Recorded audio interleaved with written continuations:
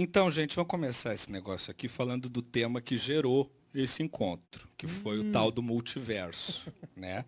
Eu sei, Sacane, que você fala muito da viabilidade matemática do multiverso, mas que faltam, né, evidências empíricas para a gente confirmar que o tal do multiverso existe. E eu sei que o Ciro gosta e estuda muito esse assunto, então eu vou começar primeiro com você, Ciro, te perguntando o seguinte: num cenário de infinitas possibilidades, de infinitas existências, de infinitos Ciros Gomes, se você pudesse escolher ser outro Ciro, que não o político, advogado, ministro, governador, deputado, até que Ciro você seria?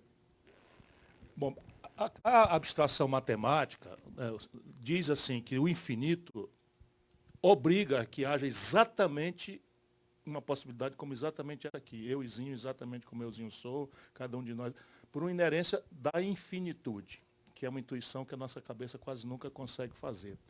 Mas essa ideia de que haveria alternativas e tal, eu provavelmente seria um astronauta, sem nenhuma Jura? dúvida. Sem nenhuma dúvida. Eu fui arrebatado para a vida pública, sim, mas minha vocação era Era essa. Era explorar o voar. espaço.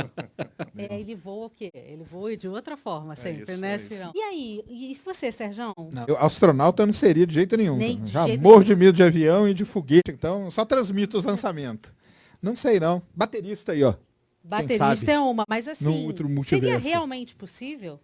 Então, esse negócio do multiverso é muito interessante, né? Porque muita coisa na ciência, principalmente quando a gente fala de física, né? Para quem não sabe, esse negócio de multiverso não é um negócio novo. Isso aí vem desde antes de Cristo.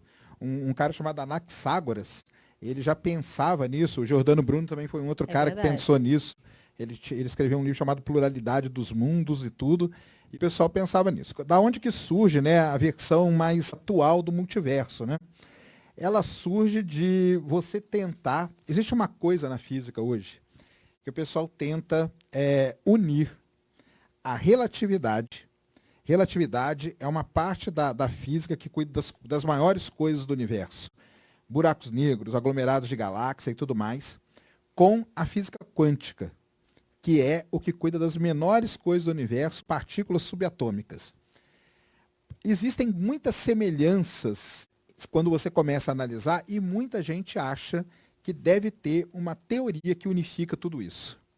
O problema é que a gente não consegue até hoje, isso aí foi a vida do Stephen Hawking inteira, foi atrás dessa teoria da unificação, ou teoria de tudo, que o pessoal já deve ter ouvido falar, mas até hoje a gente não conseguiu. E da onde que surge o multiverso? O multiverso surge daí, basicamente. Por quê? Para tentar chegar nessa teoria da unificação, que é juntar a mecânica quântica, que a gente chama, com a relatividade, foi desenvolvido um arcabouço teórico, que é chamado de teoria das cordas. Que a teoria das cordas, bem basicamente, diz o seguinte, que as partículas não são mais pontos. Elas começam a ser tipo um pedacinho de corda. Aí vem o filme Interestelar, quem não viu, veja, que vai entender um pouquinho melhor. E aí, essa corda, quando ela começa a vibrar, ela cria muitas dimensões. E é daí que surge essa ideia mais recente que a gente tem agora do tal do multiverso. Porque aí, através da teoria das cordas, a gente abre a possibilidade de ter outros universos. Quando o universo começou, então lembrem, nós estamos tentando unir o que é muito grande com o que é muito pequeno. Quando o universo começou lá no início dele, pode ter tido o que a gente chama de flutuações quânticas, e aí se a teoria de cordas for uma coisa que realmente for comprovada, no momento do início do universo, pode ter vibrado aquela corda e criado outros universos, que são os universos paralelos. Um jeito assim da gente ver isso, porque isso é muito abstrato. Todo mundo aqui já fez bolha de sabão. Sabe quando você está fazendo bolha de sabão e na hora que está crescendo uma bolha começa a crescer uma outra do lado? Isso seria mais ou menos a ideia do que é o multiverso atual. Qual é o problema da física quando a gente estuda física? A teoria de tudo isso aí está linda. A teoria das cordas é perfeita, teoricamente falando. Só que a gente precisa ter a comprovação experimental. Tanto que o prêmio Nobel de Física hoje ele é dado para sempre para dois grupos. A galera da teoria e a galera experimental. Porque você precisa ter essa comprovação. E nós, assim, até hoje, nós não temos nem a teoria da unificação. A teoria de cordas, ela vem perdendo força. ela teve um auge, teve um hype muito grande. Hoje ela está perdendo força. Para quem quiser aí estudar, o ícone da teoria de cordas é um astrofísico inglês chamado Brian Greene. Ele tem uma série de 4 livros que são sensacionais. É O Tecido do Cosmos, Realidade Oculta, Universo Elegante e O Fim de Todas as Coisas, eu acho. São 4 livros onde ele destrincha tudo sobre teoria de cordas, multiverso e tudo mais. Esse é o cara que estuda. E nós temos o famoso mapa da radiação cósmica de fundo do universo, que é a radiação que veio lá do Big Bang. Da onde que a teoria do multiverso começou a ganhar muita força? Alguns pesquisadores, analisando esse mapa, eles viram regiões ali que eles falaram, caramba, essa região aqui ela está muito diferente, está muito anômala com relação ao resto. O que é isso? É o ponto onde um universo está tocando o outro. Só que, de novo, né? A gente, teoricamente, é assim. Só que a gente precisa comprovar isso experimentalmente. Assim, só tirar uma dúvida. Se você fosse o astronauta, você ia ser que nem o Cooper do filme Interestelar? Você ia se enfiar lá no buraco negro? Aquilo ali é uma aberração inominável, porque eu quero... Mas você seria o Cooper? Mas sem nenhuma dúvida. O mais incrível é, realmente, na resposta dos dois, a gente vê a impossibilidade da educação. Deveria ser. Deveria. Bom, vamos seguir falando de educação, então. Para você que não sabe, quando você se torna membro do canal do Rivonews, você tem direito a sugerir uma pergunta para os nossos convidados. E hoje a gente tem uma membra de ouro muito especial aqui na nossa plateia, que fala exatamente sobre essa questão da educação. É a grande bandeira da vida dela. É a Rose Schettini, que está aqui com a gente, e que... Putz, ela é um exemplo da luta pela educação de qualidade no Brasil. A Rose é fundadora da FEDUC, que é a Faculdade do Educador, que é uma faculdade sem fins lucrativos, que atende apenas estudantes vindos da rede pública e forma exclusivamente professores. Essa é a missão da vida dela, então ela vai fazer uma pergunta para vocês dois. Obrigada pela apresentação, Gabriel. Ótima live. E agora eu estou entendendo porque o tema é educação, que o negócio aí é complicado também. É complicado isso aí. Então, quando eu sentei aqui, eu falei, por que eu estou fazendo aqui? Então, já estou vendo que é tão complicado quanto. E, Cecília, eu acho mais fácil colonizar a Marte. O que está na ponta da linha? Certamente. Então, eu queria que a gente falasse de vários desafios, né? O Sérgio está falando de vários desafios, Ciro. Eu queria falar de vários desafios da educação. O tempo é curto. Então, eu quero falar somente de um assunto pequeno, mas esse assunto, para mim, resolve todo o problema da educação, que é a formação de professores. Formação desse profissional que está lá na escola de segunda a sexta-feira, e que existem muitos cientistas, muitos doutores em educação, mas que não estão na escola segunda-feira de manhã para dar conta daqueles sujeitos que estão lá. Então, se a gente está falando de formação de professores, eu estou falando de formação de professores para a educação básica pública. São quase 81% dos jovens que estão na educação básica pública. Quando a gente fala da educação da elite privada, tem certos problemas? Tem. Então, o meu recorte aqui, para você especificamente, Ciro, é sobre educação básica pública. Esses jovens que estão saindo da escola com uma lacuna enorme, português, matemática, ciência, criatividade e tecnologia, que está entrando agora na questão da formação. E por mais que eu ache interessante, ao mesmo tempo é muito preocupante para mim. Esses jovens estão em busca de um curso de pedagogia noturno e à distância. A gente está demonizando muito a educação à distância, mas o curso noturno também está muito sucateado. Então, as pessoas estão indo para o curso noturno, 81% dos alunos estão em busca do curso de pedagogia, que é uma profissão que dá conta dos anos iniciais da criança que está na escola. Eles entram num curso de 3.200 horas para a gente dar conta. Língua portuguesa, matemática, ciência, tecnologia, criatividade, e mais as competências e habilidades para ser professor. Então, eu acho muito mais fácil ir para Marte do que formar um professor em 3.200 horas para dar conta de toda a lacuna da educação básica e formar esse professor para ter uma habilidade e competência para segunda-feira estar lá em sala de aula. O que você acha desse desafio? Que em Marte a gente não vai. Então, mas vamos ver como é que você vai resolver esse. Eu jamais vou esquecer aquele discurso lá no Senado. É isso aí. Ainda em educação, a gente tem um número enorme de universidades aqui no Brasil, mas uma produção acadêmica quase que inversamente proporcional ao número de universidades que a gente tem aqui. E não só isso, eu tenho a impressão também de que aqui no nosso país qualquer coisa é aceita como pesquisa acadêmica. A gente tem um exemplo recente da Universidade Federal do Maranhão, que a Cecília falou, aquela moça que fez um seminário sobre educar com o C. Educar com o cu. Com o Vamos cu. dizer É isso, dizer- isso não, aqui, não, não. é isso aqui, A gente Ciro Gomes. precisa dizer isso, porque isso foi feito dentro de uma universidade. Isso foi feito dentro de uma universidade federal. E esse tipo de gente se acha. Sim. E está na linha do cancelamento de quem fala com correção, E de são quem impolutos. respeita a moral dos outros, o pudor das pessoas. E nós temos que repudiar isso. Não certeza. precisa mais ficar encantuado nisso, não. Esse é um exemplo, mas eu também fui fazer uma pesquisa no Google muito rapidamente. Eu encontrei 3 ensaios aqui que ótimo. me impressionaram. O primeiro é, abre aspas, a zoadinha é representação sobre a sexualidade e o corpo feminino negro.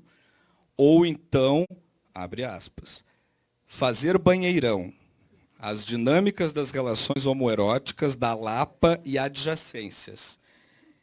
Dito Estudos tudo acadêmicos. isso, são trabalhos acadêmicos. Qual que é o papel da universidade na fomentação da pesquisa científica e na produção de novos cientistas no Brasil? É para os dois, mas eu acho que você pode começar, que você A vai ter... universidade é o cérebro da nação. A universidade é o cérebro da nação. E eu não sou careta, não. Eu, por exemplo, não condeno, senão as expressões estéticas, agressivas. Claro. Mas a você pesquisar, para mim é que nem o Milor Fernandes. Livre pensar é só pensar. Talvez haja algum aspecto relevante, né, nessa coisa da Banheirão. homoerotização, sei lá de que e tal, que não me interessa. Mas Sim. deve interessar alguém e tal. Minha questão não é essa.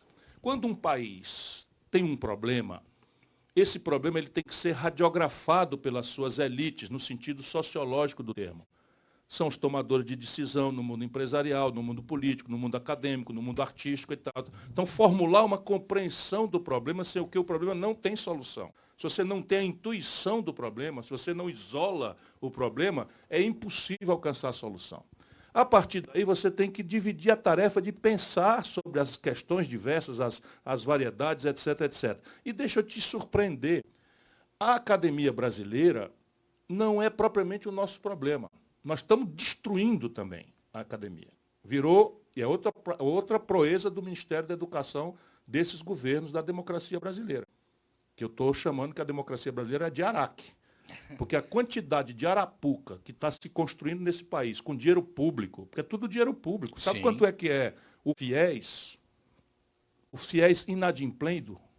53 bilhões de reais. Então eu, Ciro Gomes, crio um arapuca,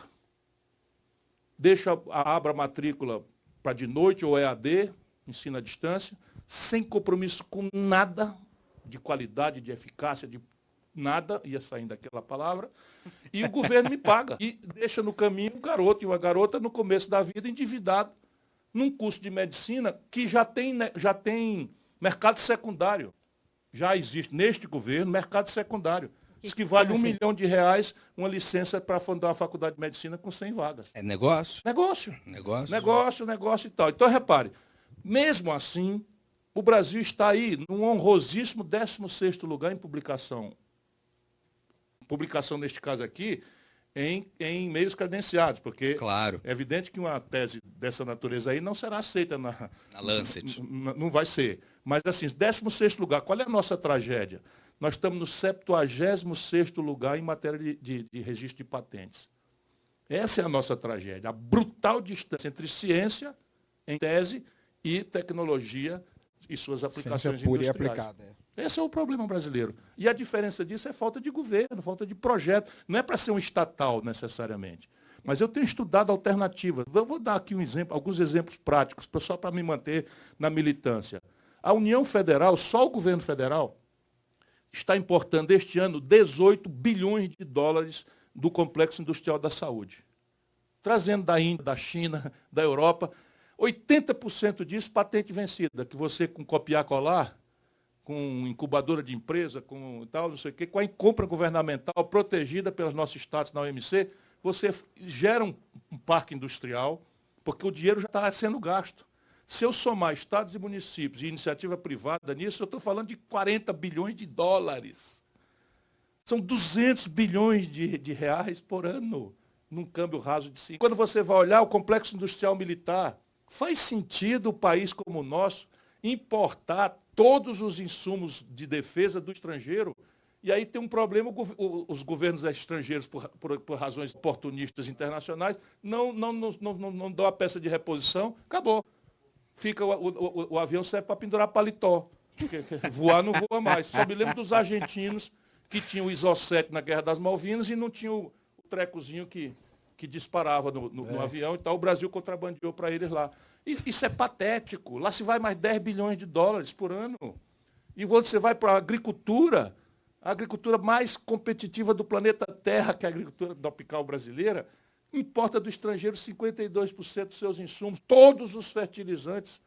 E o Brasil tem no nosso território. Né? E maquinário nem se fala, todos os implementos agrícolas, todos. E a questão dos fertilizantes quase deu ruim, né, agora. Pô. Quase não deu muito ruim. Por quê? Porque a gente importa da Rússia, deu um embargo lá, subiu 200% os fertilizantes, resultado, sobe o preço do tomate, aí o Banco Central ataca com taxa de juros. Um preço que subiu por conta da dependência brasileira de fosfatos, de coisa que nós temos aí no nosso solo com grande prodigalidade. E por aí vai, são as oportunidades que nós temos. O que nós não temos é governo. Esse é o problema. E aí temos o Sérgio que está lá na universidade, está Então, vendo o problema o trabalho da universidade. o problema da universidade, desse negócio de publicação, né, é que aí eu acho, né, e vendo assim de dentro, é um problema do sistema, né? Porque o sistema hoje é o seguinte, você tem que publicar.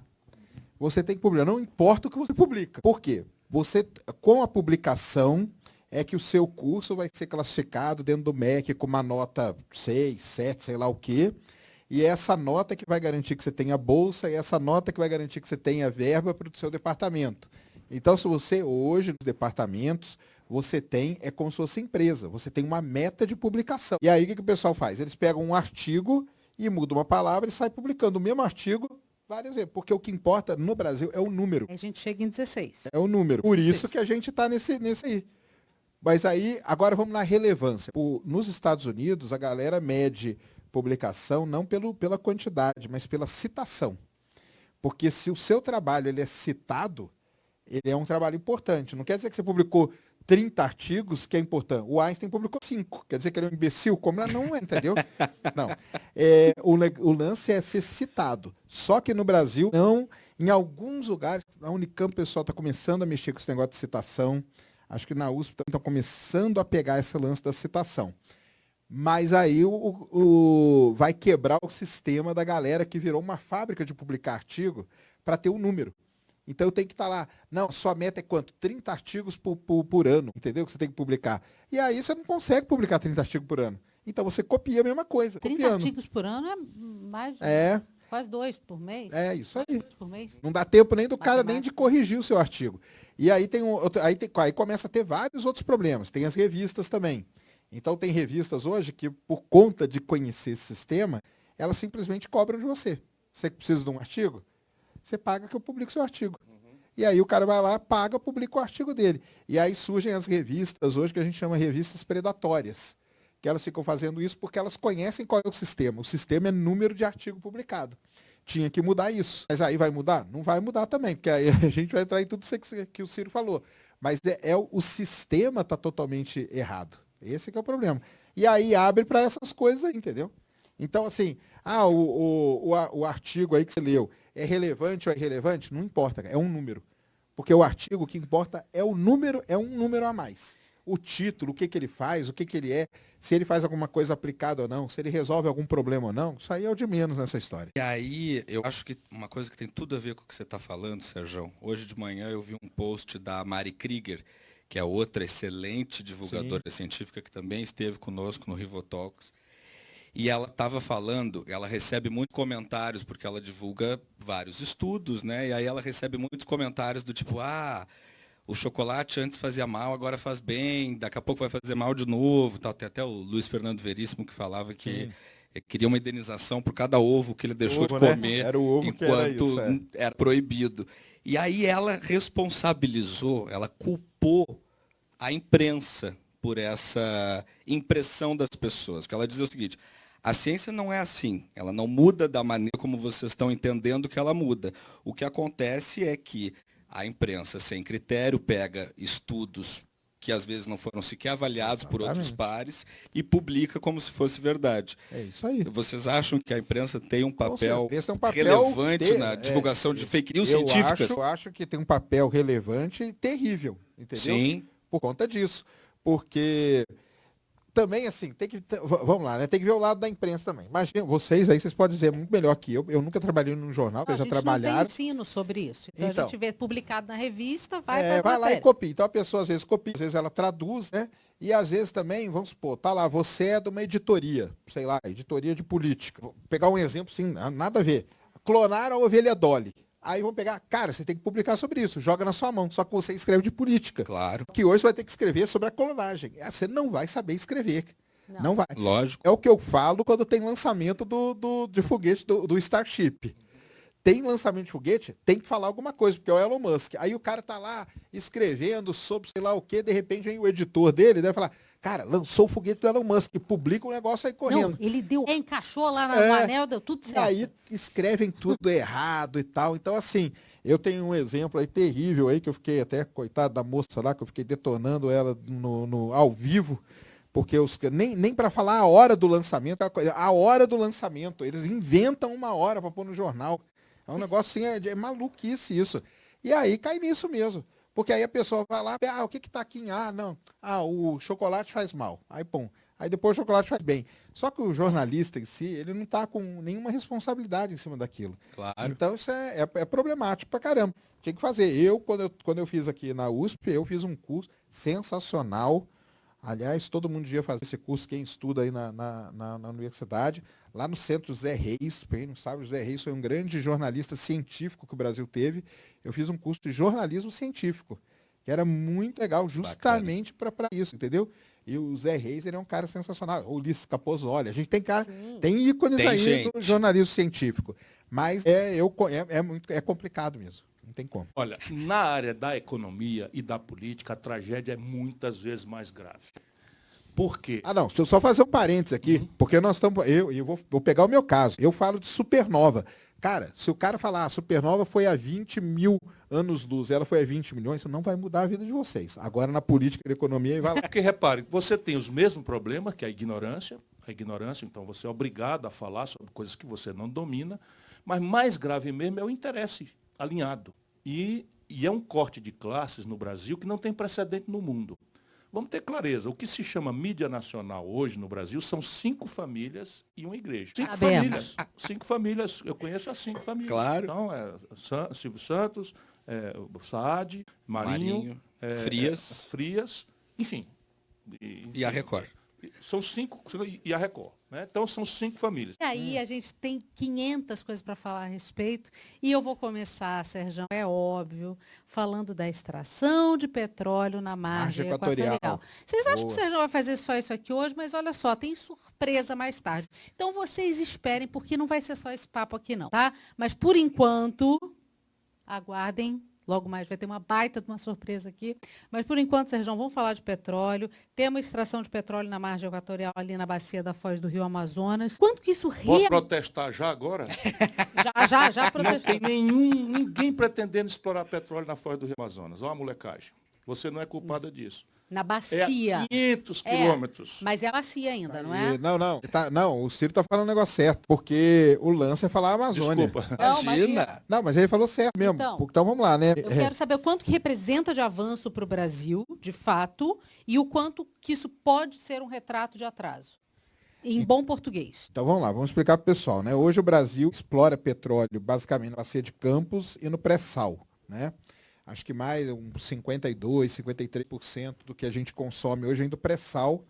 O pré-sal é uma belíssima de uma reserva e tal, só que o pré-sal, toda reserva de petróleo, para o pessoal entender, você começa a explorar ela e começa a ter a produção. Chega um ponto que ela chega no máximo e depois começa a cair. A gente chama de curva de depleção. Essa curva de depleção é muito importante porque se você não descobrir nada, vai acabar aquilo ali e você vai ficar um buraco sem ter petróleo no Brasil. O que vai acontecer? No final do dia, a gasolina na bomba está, sei lá, R$20. A curva de depressão do pré-sal, ela começa agora em 2027. Então, em 2027, a curva de produção do pré-sal começa a cair. E isso demora uns 3, 4 anos ali para ficar terrível. Ou seja, nós vamos ter que começar a comprar petróleo. A não ser que a gente descubra alguma coisa. Mas nós já descobrimos. Então, margem equatorial, aliás, eu acompanhei uma das audiências públicas, um colega do senhor lá perguntou para o cara da Petrobras por que chama margem equatorial. Porque fica ali perto da linha. Mas você conhece o meme que tem agora? Que o cara, um dos caras aí numa audiência, tinha um coronel lá e falou assim, coronel, qual é a sua patente? Aí o coronel. Ah, maravilhoso. Só não vai acontecer isso. Aliás, questão da educação de novo. Isso. Em todas as audiências públicas, estão no canal da TV Senado. Assistam. Se não tiverem nada para fazer, coloquem lá. São 5, 6 horas de discussão.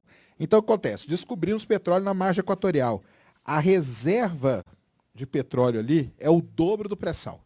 Então, é muito petróleo. É tanto petróleo que a Guiana... O PIB da Guiana quadruplicou nos últimos anos. Quadruplicou. Você foi lá ver? Não, eu fui lá na Guiana ver isso aí para poder me apropriar do assunto. Quadruplicou nos últimos anos por causa dessa produção de petróleo. Então, beleza, e ótimo. Fica a 2 quarteirões do Amapá. Isso, exatamente. 2 quarteirões do Amapá, exatamente. Cabo do Orange, né? Cabo do Orange e Oiapoque ali, que são os pontos. Muito bem. Qual é o problema, então? Por que a gente não explora o petróleo ali? Porque no Brasil... Para a Petrobras explorar petróleo, ela precisa de um negócio chamado licença ambiental, que é dada pelo IBAMA. E o IBAMA, hoje, no dia de hoje, eu não sei como que está, ontem, eles já tinham negado de novo. E aí a Petrobras... Já tiveram alguns relatórios. Já tiveram vários relatórios. A Petrobras, acho que ela tem até final de novembro, se eu não me engano, eu estava lendo ontem isso, até final de novembro, para contestar ali alguns questionamentos. O negócio é que virou, infelizmente, uma briga política. Porque você tem, de um lado, o IBAMA, de um lado, a Petrobras, no meio está o Lula. O Lula tem falado em todo lugar que ele vai explorar, porque o Lula pode entrar para a história. Ele pode ter descoberto as 2 grandes reservas de petróleo do Brasil. Você acha que ele vai deixar escapar isso para ele? Não vai deixar escapar. Mas já não foi o suficiente? Todo o resto que levou ele para a história? Então, mas não vai. Você acha que aquela mãozinha ali no uniforme da Petrobras ele não vai repetir? Mas já foi tanta coisa. Mas vai, 3 mandatos, uma prisão. E aí todo mundo pode perguntar assim, qual é o grande problema? O problema é o seguinte, a perfuração de poço ali na margem equatorial, por conta de correntes e tal, ela tem, preste atenção, eu vou falar, de dar algum problema na exploração. Só que a gente tem que ter na nossa cabeça que quem explora petróleo no Brasil é a Petrobras. A Petrobras é uma das maiores empresas exploratórias do mundo. Todos os prêmios de exploração em água profunda, nas situações mais adversas para explorar petróleo, quem ganha é a Petrobras. O Sérgio trabalhou lá, ele sabe muito bem do que ele está falando. Então quer dizer o seguinte, não quer dizer que na hora que porque quando você vê a apresentação do pessoal do IBAMA, parece que vai acontecer o seguinte, na hora que a Petrobras furar o poço vai explodir. Não é isso que vai acontecer. Não vai acontecer. Pode acontecer? Pode. Tem um risco, mas nós estamos falando da Petrobras. E eu quero só fazer um lembrete que a gente deu no Rivo News outro dia. Nesse momento, o Brasil tem 2 barragens no nível 3 de emergência, que a qualquer momento podem se romper e a exploração segue correndo em todo tipo de é isso. As barragens de rejeito. As barragens de rejeitos e tudo mais. Barragem de rejeito então, e mineração, assim, na verdade, a coisa acontece para todo lado e em todo tipo.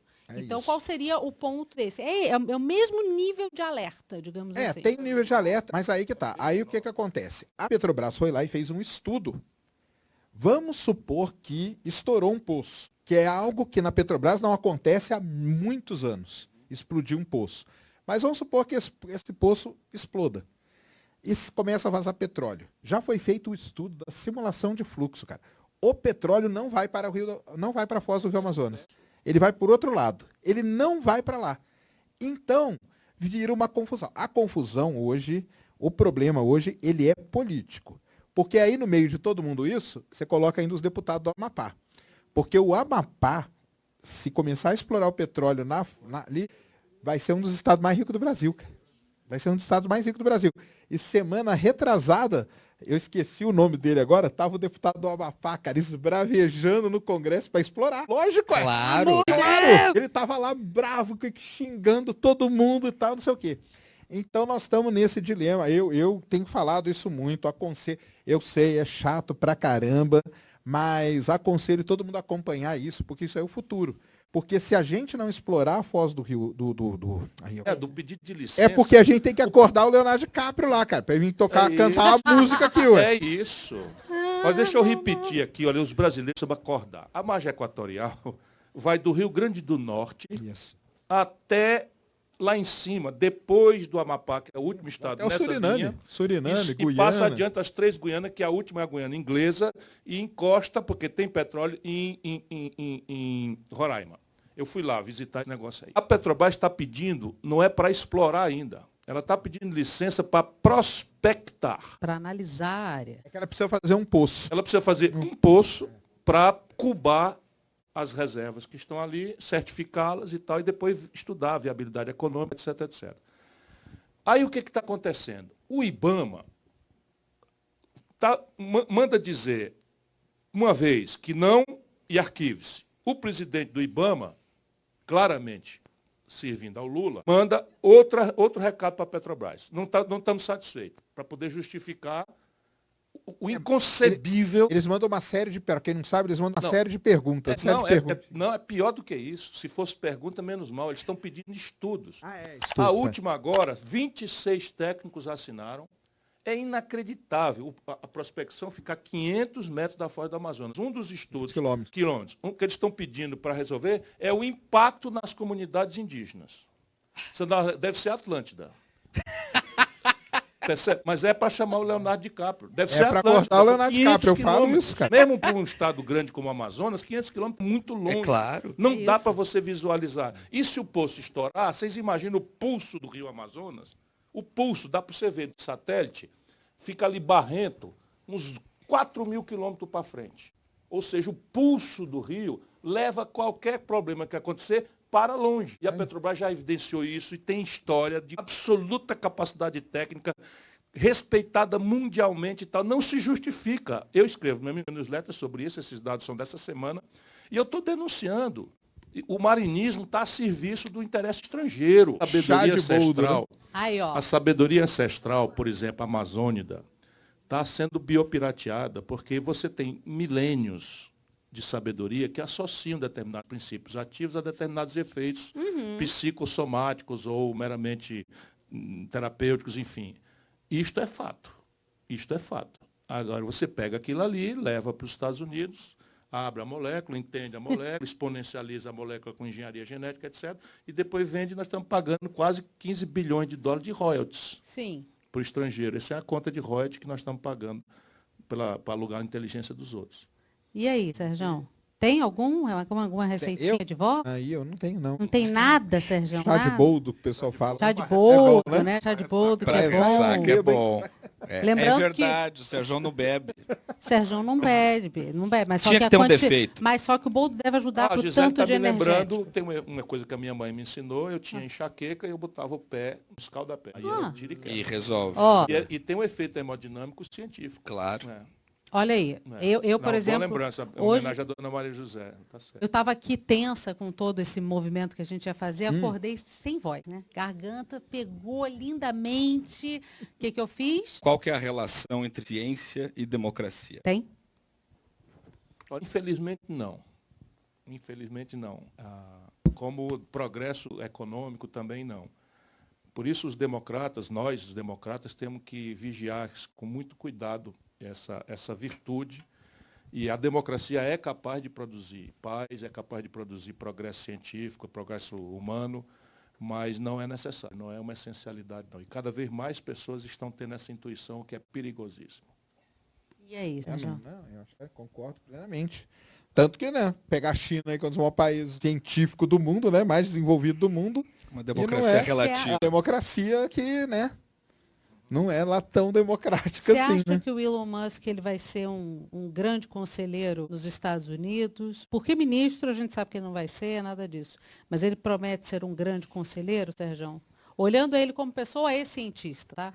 Ou como investidor de mas ele é ciência. cientista, né? Como investidor de ciência, perdão. Então, né, ele participou muito, né, decisivamente aí nesse final, aí nessa reta final, né? E cogitaram ele para ser ministro, eu acho que ele não vai se meter com isso aí. Se ele vai ser um conselheiro ali do governo, também não sei. Pode ser que ele queira, né, ter esse braço ali, mas também tem que ver como que isso vai impactar as ações, principalmente da Tesla da vida, entendeu? Elas dispararam assim. Disparou, né? Ele ganhou aí não sei quantos milhões em uma semana, né? É isso. Então, ele tem todo o lance dele tá na frente aí desse retorno para a Lua, né? E o Trump é um cara que também, igual o Lula, que pode entrar para a história, o Trump pode entrar para a história porque ele pode ser o presidente que começou um programa espacial e terminou com o pouso na Lua. Porque da outra vez não foi, né? O Kennedy começou, mas quando pousou foi o Nixon, né? Que ligou para os astronautas. E o Elon Musk, ele faz parte fundamental desse retorno aí. A China está no pé dos Estados Unidos. Existe hoje, não tem ninguém que consiga, se você tiver que apostar, não tem ninguém que consiga cravar quem vai chegar primeiro de volta agora, entendeu? Se é os Estados Unidos, se é a China, os dois estão muito pau a pau. A China, a gente sabe que tem todo esse lance do longo prazo. Lá aconteça o que acontecer, eles falaram que eles vão fazer, entendeu? Os Estados Unidos tem essa alternância aí de poder, mas no caso aí o Trump não vai mudar nada, então pode ser que ele despeje dinheiro pra caramba, pode ser que ele ajude muito o Elon Musk nesse caso aí da SpaceX para poder alavancar o programa espacial e chegar antes mesmo. Então, nesse caso aí, pode ser que ele entre como um conselheiro, talvez nessa área aí. Talvez nessa área, não sei. Então vamos à última agora. Sou eu? Você mesmo.